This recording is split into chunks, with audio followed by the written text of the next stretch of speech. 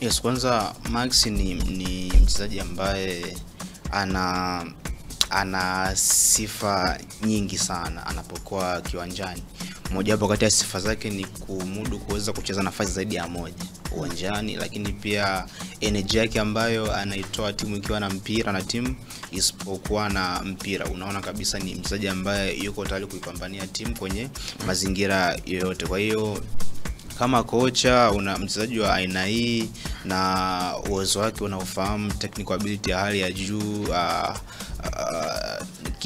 yani effect ambayo anaweza kuleta kwenye goal la timu pinzani, unaona kabisa ni aina ya mchezaji ambaye unastahili kumtumia kwenye mechi ambazo unakuwa unazicheza, ambazo una demand kupata matokeo. Though Max msimuni kama hakuanza vizuri sana kutokana pia na zile injury ambazo alikuwa anazipata mara kwa mara na vitu kama hivyo, lakini tangu amerejea, nadhani kwenye ulikuwa ni mchezo wa FA kama huu, lakini raundi iliyopita baada ya kutoka kwenye majeraha anaingia kwenye mchezo ule, alifunga nadhani kama nitakuwa nakumbuka vizuri. Kwa hiyo unaona kabisa ni mchezaji ambaye hata kama anatoka majeruhi basi hachukui muda mrefu sana kuweza kurudi kwenye performance yake ambayo alikuwa anaitoa. Na kumbuka kipindi hicho ameenda majeruhi ndo wakati ambao Clement Mzize aliwaka sana, akaanza kuwa regular sasa kwenye first 11 ya Yanga. Kwa hiyo kipindi cha Mwalimu Ramovich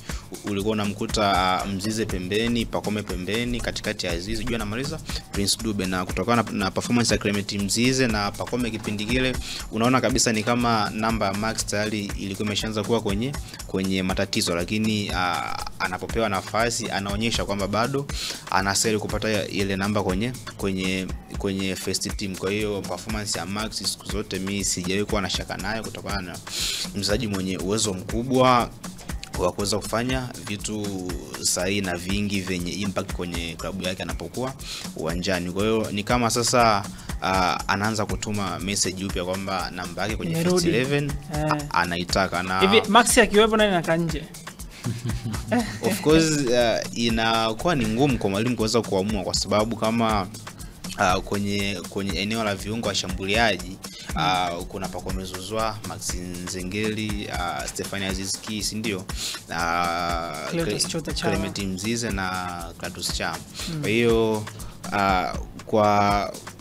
kwa performance ambazo au Chama tumtoe kwa sababu aanzi. Yes, lakini kwa performance ambazo wanazideliver watu wanne kwa sasa, kwa maana ya Pacome, Azizi, Max na Mzize,